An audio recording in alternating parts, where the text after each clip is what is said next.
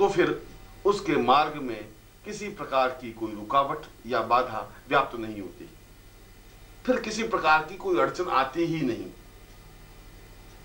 फिर तो उसका मार्ग अपने आप में ही प्रशस्त और सरल हो जाता है, क्योंकि गुरुदेव की उपस्थिति तो प्रत्येक क्षण उसके साथ रहती ही है, क्योंकि वह गुरुदेव से दीक्षा प्राप्त होता है। और तीसरा एक और प्रकार है, एक और तरीका है जिसके माध्यम से भी सिद्धाश्रम में प्रवेश पाया जा सकता है। यह है गुरु के साथ सिद्धाश्रम में प्रवेश करने की स्थिति। पर इसके लिए जरूरी है कि वह शिष्य हो, और इससे भी ज्यादा जरूरी हो कि वह सेवा के माध्यम से गुरु की कृपा प्राप्त करे। वह किसी साधना के माध्यम से गुरु की प्रसन्नता प्राप्त नहीं करता, वह किसी मंत्र जाप के माध्यम से गुरु की कृपा प्राप्त नहीं करता। उसे तो केवल सेवा का ज्ञान है। सेवा का तात्पर्य है गुरुदेव की जो इच्छा हो उसे पूर्णता दे, उनके बताए हुए कार्यों को संपन्न करे। वे कौन सा कार्य सौंपते हैं, किस तरीके से सौंपते हैं, यह तो वे जाने। शिष्य उसमें व्यवधान नहीं डाले, ना नुच नहीं करे, इस प्रकार के कार्यों में तर्क वितर्क नहीं करे। जो कहे वह करे, पूर्णता के साथ और मनोयोग पूर्वक करे, और इस सेवा के माध्यम से भी गुरुदेव की प्रसन्नता प्राप्त की जा सकती है। पर इसके लिए जरूरी है कि गुरु वह हो जो सिद्धाश्रम में गया हुआ हो, जिसको सिद्धाश्रम में जाने का ज्ञान हो, जो इससे पहले भी सिद्धाश्रम गया हो, जिसकी उपस्थिति सिद्धाश्रम में रही हो। वही तो अपने शिष्य को सिद्धाश्रम में ले जा सकता है।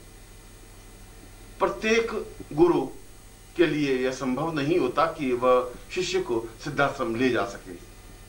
जो स्वयं नहीं जा सका वह दूसरों को कैसे ले जाएगा? जिसमें खुद में चेतना नहीं है वह दूसरों को चेतना कैसे दे सकता है?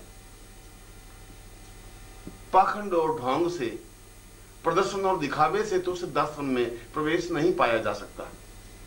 इसके लिए तो ऐसे सशक्त गुरु की जरूरत है जो सिद्धाश्रम का योगी हो, जो सिद्धाश्रम में गया हुआ हो, जिसको सिद्धाश्रम के रास्तों का ज्ञान हो, जो सशरीर सिद्धाश्रम में प्रवेश पाने का आकांक्षी हो, जो इससे पहले भी अपने शरीर के साथ सिद्धाश्रम में विचरण कर चुका हो। ऐसी ही गुरु की आवश्यकता इसमें होती है। और यदि जीवन में ऐसे गुरु मिल जाएं,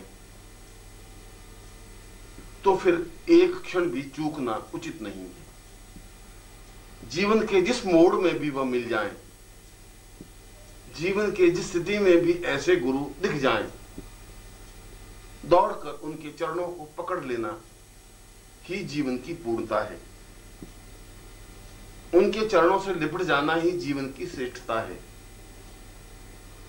उनके चरणों से एकाकार हो जाना ही जीवन की प्रामाणिकता है। और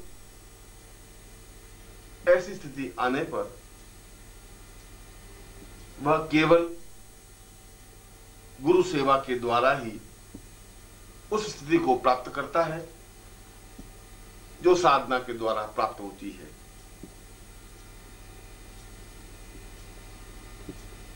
फिर उसे मंत्र जाप की जरूरत नहीं होती, फिर उसे साधना की जरूरत नहीं होती, फिर उसे महाविद्याएं सिद्ध करने की आवश्यकता नहीं होती, क्योंकि गुरु में तो समस्त महाविद्याएं स्वतः समाहित होती हैं। गुरु तो ब्रह्मा, विष्णु और महेश से भी ऊपर हैं। और जब गुरु उस शिष्य की सेवा से प्रसन्न हो जाता है, जब उसे विश्वास हो जाता है कि इसने सेवा के द्वारा उस स्थिति को प्राप्त कर लिया है जो साधक की स्थिति होती है, तब गुरु उसे अपनी प्राण चेतना के द्वारा, शक्तिपात के द्वारा एक विशेष प्रकार की ऊर्जा प्रदान करते हैं, जिसके माध्यम से उस शिष्य की सारी चेतना, सारा शरीर अपने आप में ही प्राणवान और वेगवान हो जाता है। हजारों लाखों मील की यात्रा वह कुछ ही मिनटों में संपन्न कर सकता है। तब गुरुदेव किसी एक विशेष समय में उस शिष्य को अपने साथ सिद्धाश्रम में ले जाते हैं। उस शिष्य को सिद्धाश्रम से परिचित कराते हैं और वह शिष्य या शिष्या सशरीर सिद्धाश्रम में विचरण कर सकती है। उसे भी वही स्थिति प्राप्त होती है जो साधक को प्राप्त होती है। उसे भी वही स्थिति प्राप्त होती है जिसके माध्यम से वह जितना समय चाहे सिद्धाश्रम में रह सकता है, उन योगियों के दर्शन कर सकता है, क्योंकि गुरु तो वहां पर भी वंदनीय होता है, क्योंकि वह इससे पहले कई बार सिद्धाश्रम जा चुका होता है। मां की प्रत्येक घटना का वह साक्षीभूत स्वरूप होता है। वहां के कण कण से वह परिचित होता है और ऐसा शिष्य सेवा के द्वारा, गुरुदेव के द्वारा दी हुई शक्तिपात के द्वारा, गुरुदेव के द्वारा प्रदान की हुई प्राण चेतना के द्वारा अपने सारे शरीर को वेगवान बनाकर गुरुदेव के साथ ही अपने शरीर के द्वारा, अपने शरीर के साथ अपने पूरे शरीर और चेतना के साथ सिद्धाश्रम में प्रवेश पा सकता है और वह देख सकता है उस सिद्धाश्रम को जो अपने आप में अलौकिक और अद्वितीय है, जो प्राण चेतना युक्त है, जो अपने आप में श्रेष्ठ है, जो देवताओं के द्वारा वंदनीय है। और ऐसा शिष्य सिद्ध योगा झील में स्नान कर उस परम सत्य की अनुभूति कर सकता है जिसे ब्रह्म कहा गया है, जिसे अलौकिक कहा गया है, जिसके द्वारा जीवन की पूर्णता प्राप्त की जा सकती है, जिसे शास्त्रों में और वेदों में पूर्णमदः पूर्णमिदं पूर्णात् पूर्णदमुच्यते कहा है, क्योंकि जीवन की पूर्णता तो सिद्धाश्रम में प्रवेश करने पर ही संभव है। और यह तीसरा प्रकार ज्यादा सरल है, ज्यादा सहज है, ज्यादा संभव है, पर यह सेवा किसी स्वार्थ से प्रेरित नहीं हो।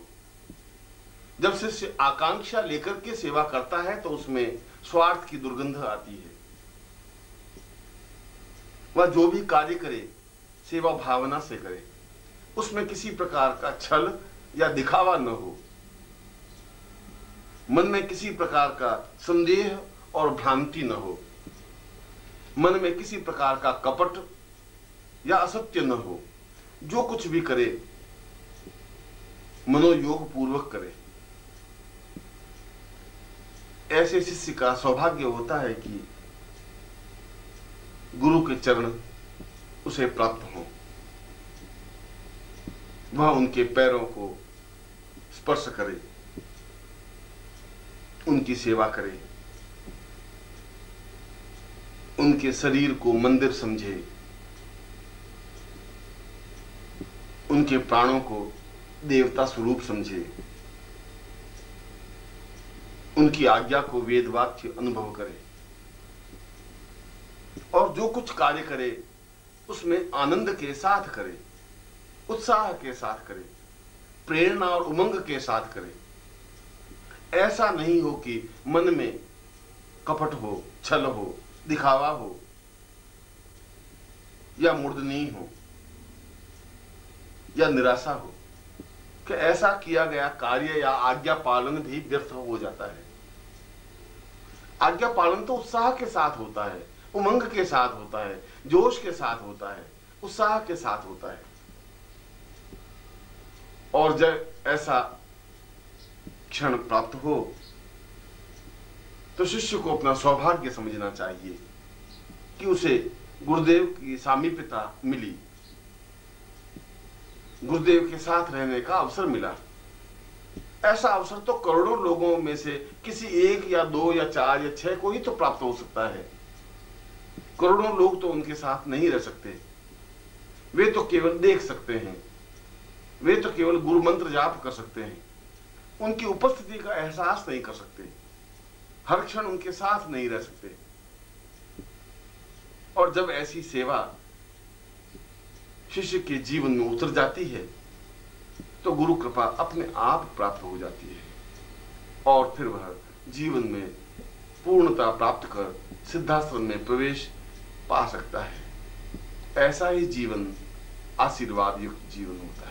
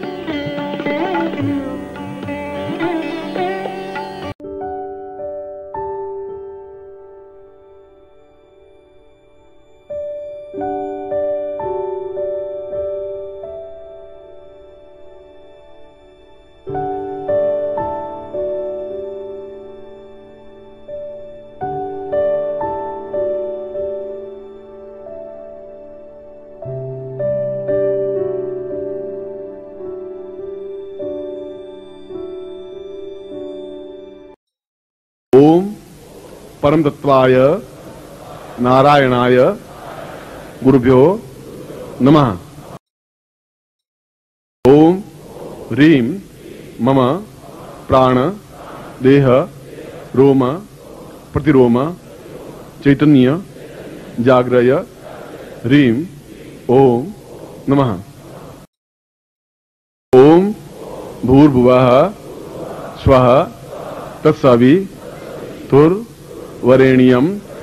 भर्गो देवस्य धीमहि धियो यो नः प्रचोदयात्।